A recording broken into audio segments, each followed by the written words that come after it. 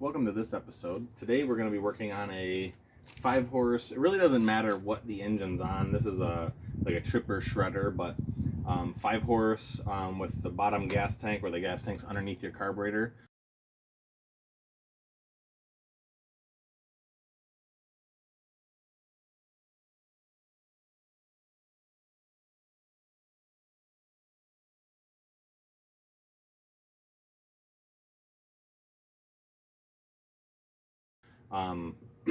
It won't run right, and I actually already took it apart and found that the fuel diaphragm was shredded and stretched. So it's got, if you look at this little lip there, it's supposed to be complete, and then it's deformed on this edge here. It's supposed to look like that for reference. So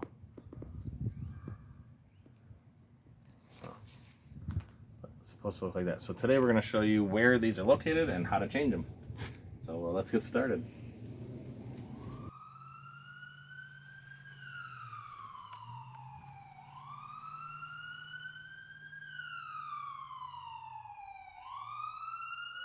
Smash Engineering.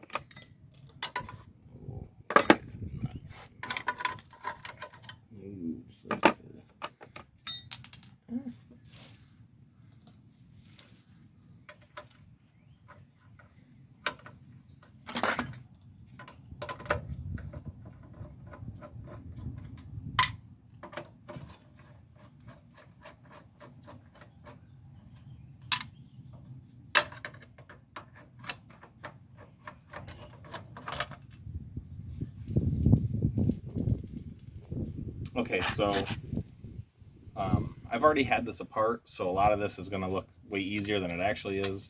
But you'll take out these 4 bolts up top here, 2 in here, 1 here, and 1 goes into the top of your throttle plate here. And then this is how I did it. Another way to do it, sometimes people would take the exhaust off, but it's so rusty in here that I didn't want to mess with it. It doesn't leak, and I don't want to start a leak. So the next thing you would do is there's these tank bolts here. You would loosen these. I'll point to them. So it's this one here that I'm turning, this one here. They would take those out, then you can get this free. That is also attached to, this one. So there's this lever here, which attaches to this top piece. So just a few things there to get out of the way, so that you can get to the tank. And then what you'll do is you have 2, let's see, so is there 3/8, I think. I'm not sure exactly. I think they're 3/8. Yeah, the 3/8. You can take these off by getting to it just with this, and you can get this out of your way, and you can get to this one. You can only turn them a few turns at a time, so it's kind of a pain. But when you do it enough, you can only get a few turns at a time, but you will eventually get it loose. And then at the bottom of the tank, right in here, at the bottom of this bracket, there's 1 bolt that goes into the engine. Now I see a lot of people usually leave that bolt out. I'm not going to, but I already took that bolt out. And I actually wasn't going to make a video on this. There's also a heat shield here that goes between this and your fuel tank. I wasn't going to make a video on this, but more often than not, if an engine like this isn't running and it's got oil in it and you're putting fuel in it and it just won't run right, or it runs rough, more often than not, it's this diaphragm. This is your fuel pump, as far as anyone's concerned. It's what it uses vacuum from the engine to suck fuel up the carburetor tube and into the engine. So without it, you're not getting fuel. You may get some fuel like this other one, wherever It was running really bad though. You had to use starting fluid to start it. You had I wish I had a video of it, but I don't. But you had to use starting fluid to start it, and then it would barely stay running. You had to have the choke all the way on. It just ran like crap. So I took it apart and found that the fuel diaphragm was bad. And while I was talking with someone about changing it, they're like, make a video. So here I am. We'll make a video. So anyway, take this out. Of course, that's not exactly the right, but once it's loose, you can kind of use anything to get in there. It's a star bit inside there. So we'll take that off.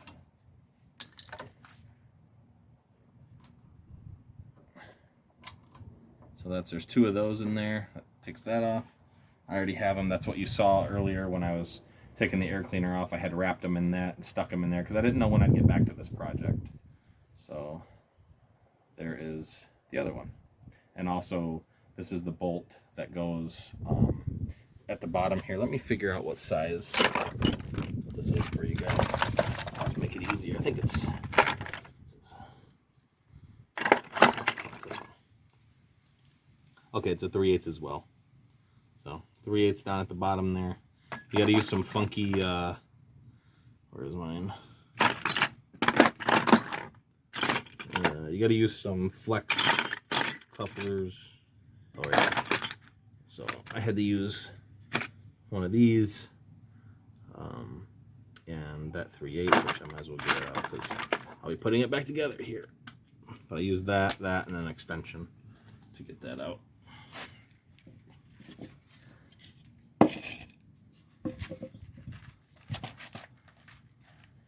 Okay, then you need a pair of needle nose because there's a spring back here. You just unhook that, and that comes loose, and then you come out and sideways. And you can unhook this top bracket like that, and now you've got access to the carburetor. So all that. Generally, if this diaphragm is bad, the unit is old enough that the fuel tank is full of garbage. This fuel tank was full of garbage, which is what I thought the issue was initially. I thought that it was just sucking up so much trash because there's a some of these have a foam insert in them. If I remember, I'll put a picture of what it looks like. But it's basically just like this open cell foam, and I think it's to keep things from sloshing and creating too much vapor. I'm not positive. If you know what it's for, leave it in the comment section. I'm sure people would love to know. But anyway, while I was doing that, I thought, man, I'm right here. These 4 bolts right here is right where the fuel pump diaphragm is. I thought, well, while I'm here, I might as well check that. And I'm so glad I did because it was ripped. I don't know what I did with it. It was here. I showed it to you at the beginning of the video. It's seemingly gone now. I don't know. But anyway. So then what you'll do is with a flat blade or with a hex or with a thing, you'll take this screw out or loosen it at least. That loosens this tube. You can take that tube off. If it makes you feel better, you can stick this tube back where it goes so you don't forget it. But I'm going to set it up top here.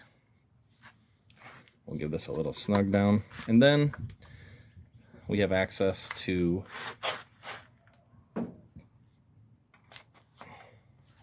the fuel pump diaphragm.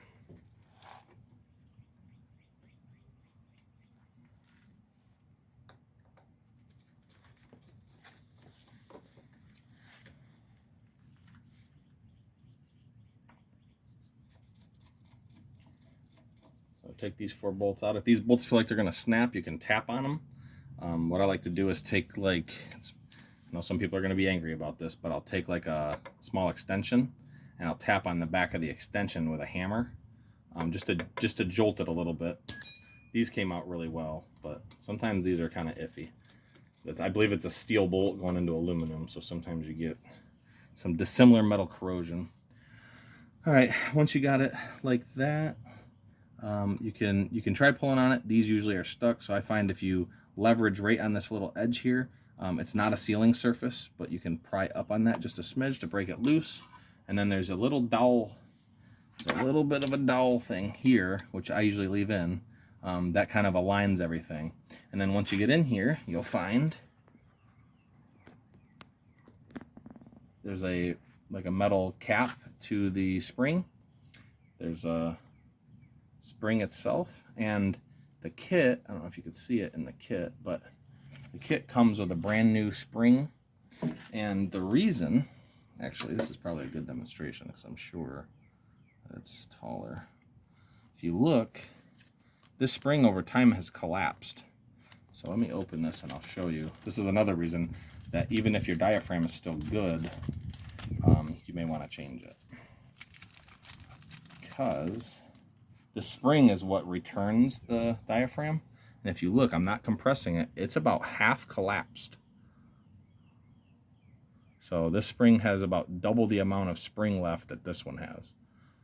So there's something to think about. So anyway, we'll put that there. And put the new spring back in here.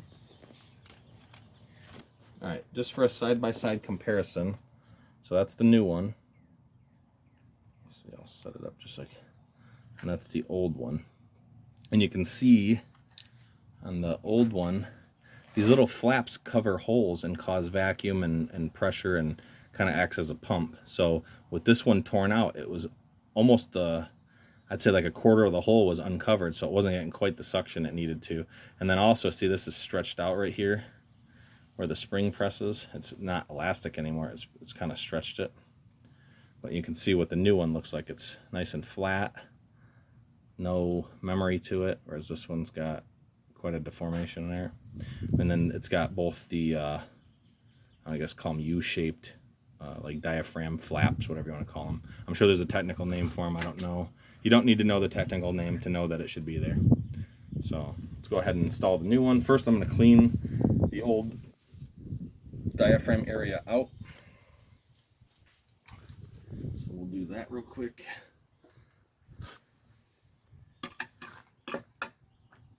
I recommend using like a Q-tip. I don't have any on me right now, so I'm just going to use some paper towel.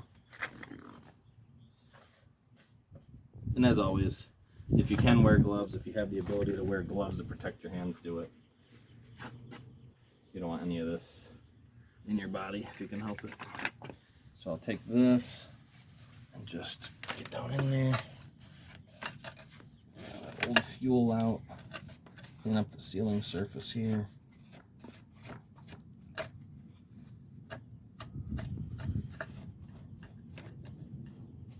There's quite a bit of grime down in this one.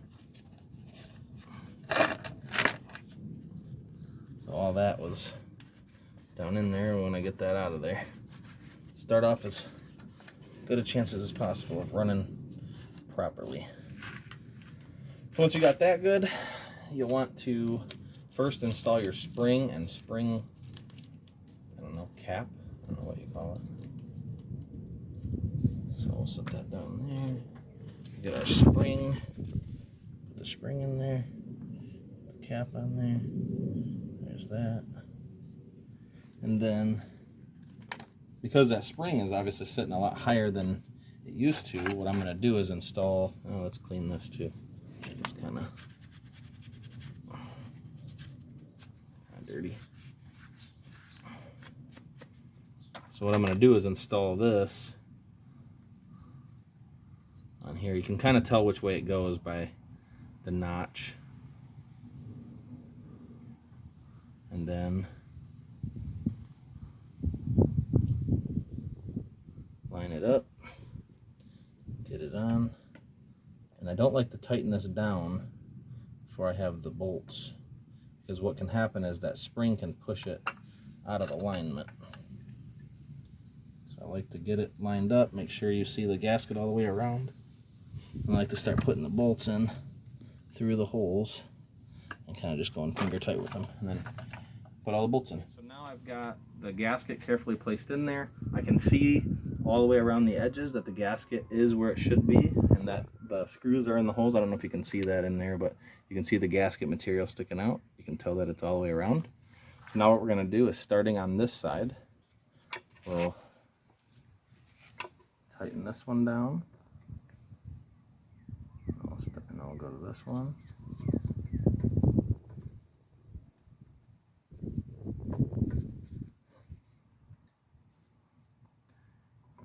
here.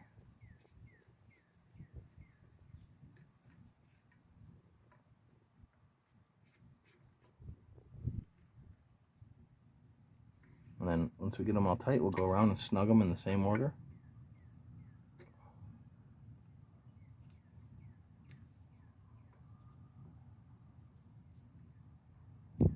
Like so. And you've installed the new gasket.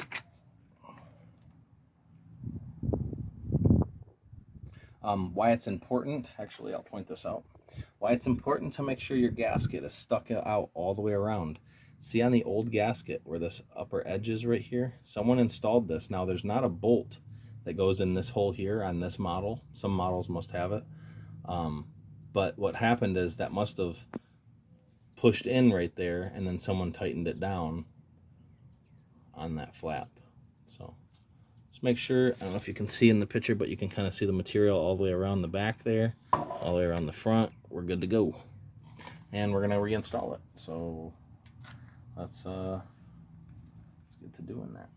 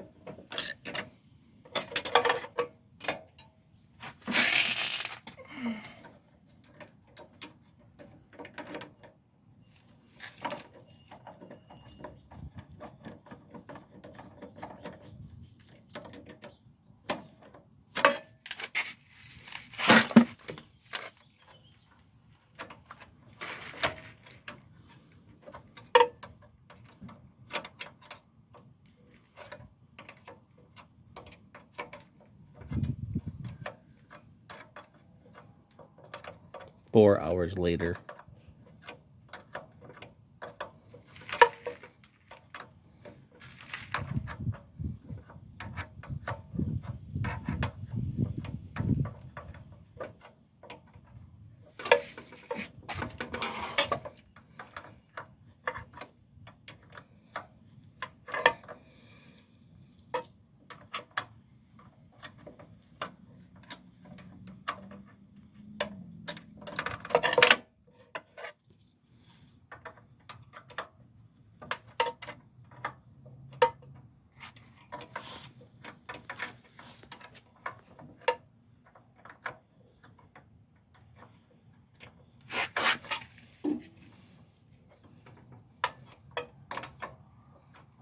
Okay, before we get those tight, we need to align the bottom bolt and get the bottom bolt in there because it's not very fun either.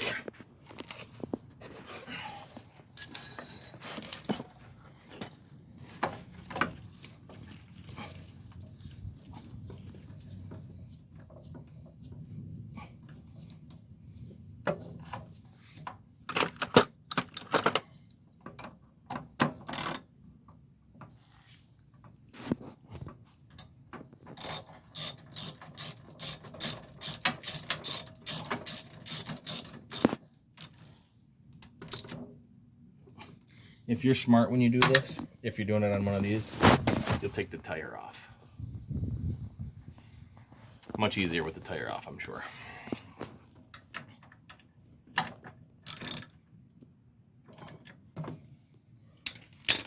All right, now we got that. That kind of aligns that.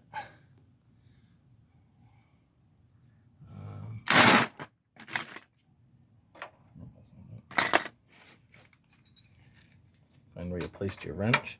Now you can snug these down. You want these snug, you don't want them crazy tight. Not sure what the torque is, but I've done enough of these where I can kind of feel right where it likes to be. I usually go like basically tight and then a quarter turn with them. All right, then take these out. I put these back in place. Like I said, I didn't know when I'd get back to this project. So it's a good idea if you're going to take a break on a project and you don't want to forget where bolts go or lose the bolts. Put them back in the holes they go in. A lot harder to lose them then. And then to get to this bolt, you have to unhook this and move it up out of the way. So we'll make sure that one's tight. Make sure this one's tight. Okay. And then this is kind of where it gets fun. So what I like to do is stick these in there first. And then, actually, gotta hook this first. And then, of course, you lose a bolt down in between the... And then you fling it across your garage.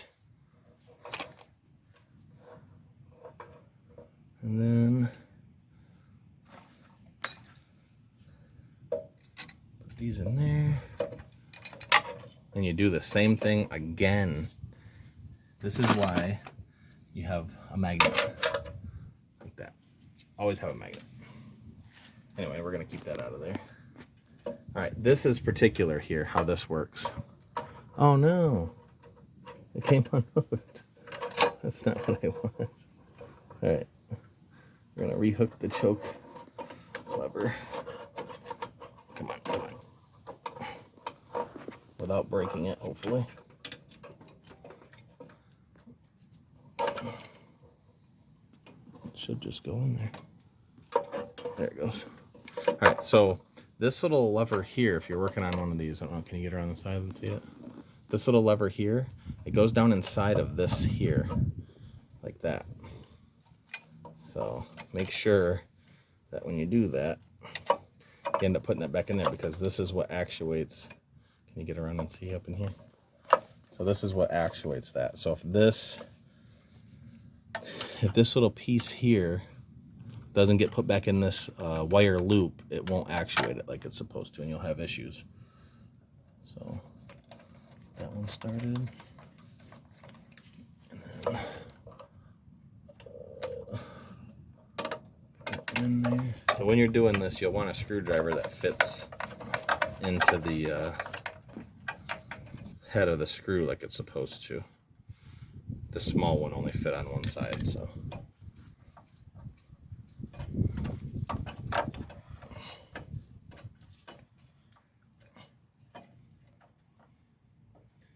Otherwise it could break your screwdriver or strip out the head of the bolt there.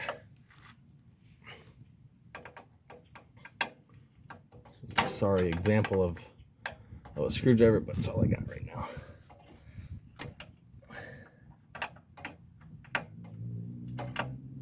Preferably, you'd use the star bit that fits in that.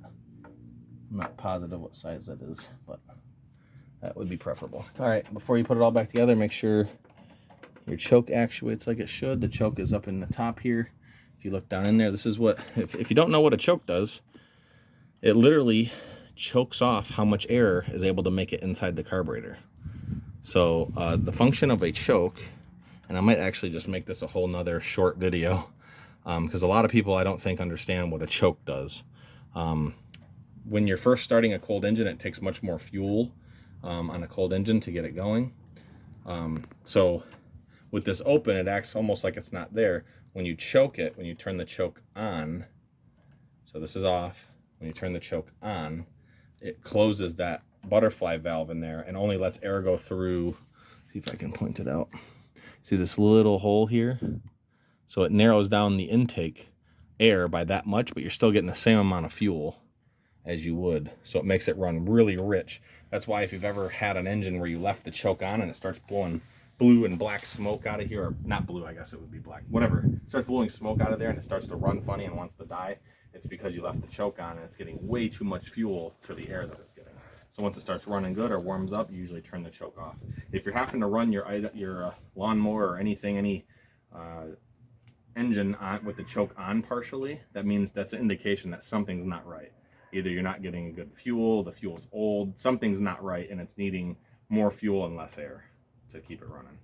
So we'll check that, we'll check this.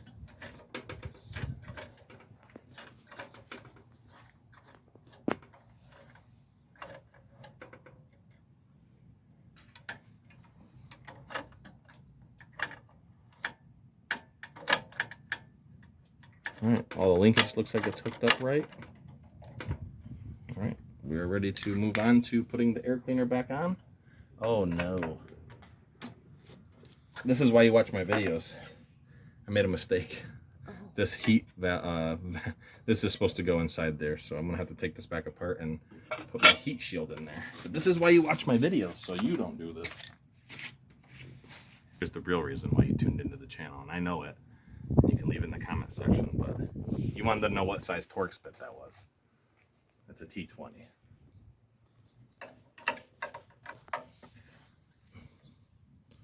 See that? T20.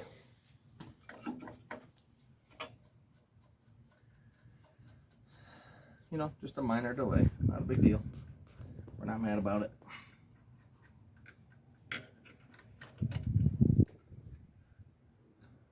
Put that. I think. I'm gonna wipe this off. It's filthy.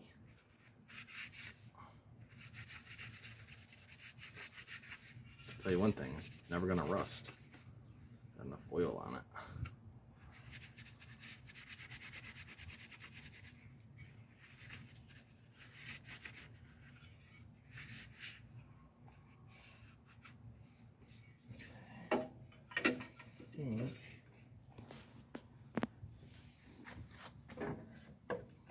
Goes up and behind here.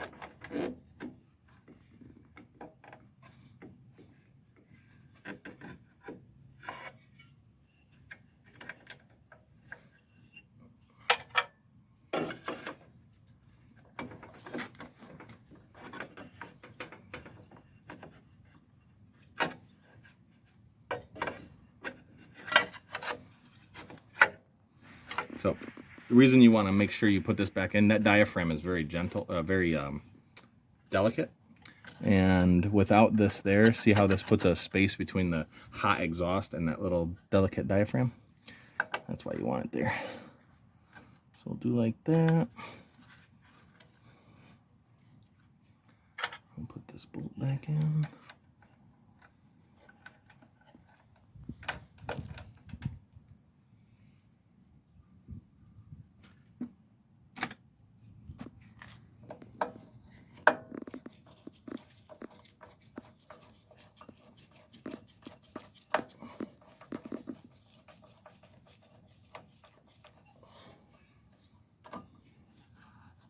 Make sure our tube is centered.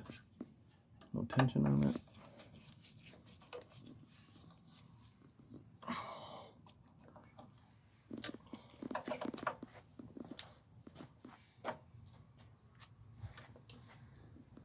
Okay, back on track where we should be. Now, I'm going to clean this out.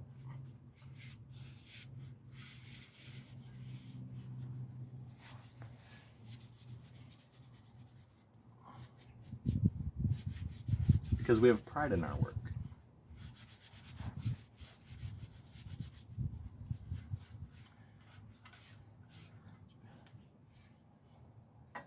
Be careful when you're doing this. you don't want to drop your bolts down in that hole. So a trick you can learn right here on my channel, close the choke. That bolt have a really hard time falling through that really small hole compared to the wide open hole. Learned it here first.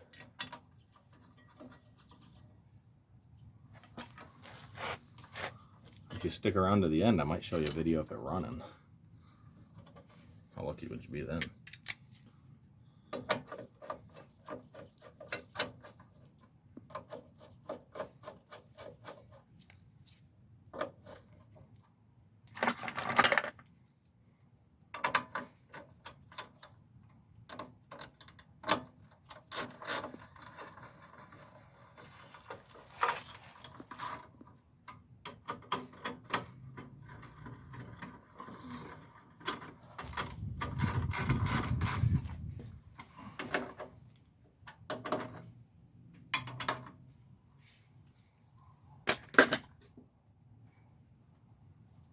Good time to check your air cleaner. This one is oil soaked, but it should still be good.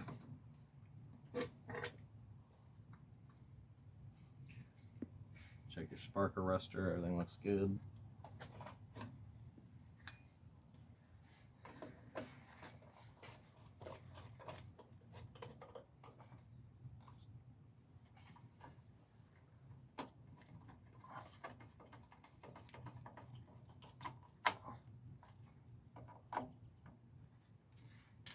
All right, you ready to put some fuel in it? And give it a pull. Let's go ahead and do that. All right, now we got the fuel diaphragm change. We got it all put back together. We're gonna go ahead and try to start it. Let's put it on that. Do it up.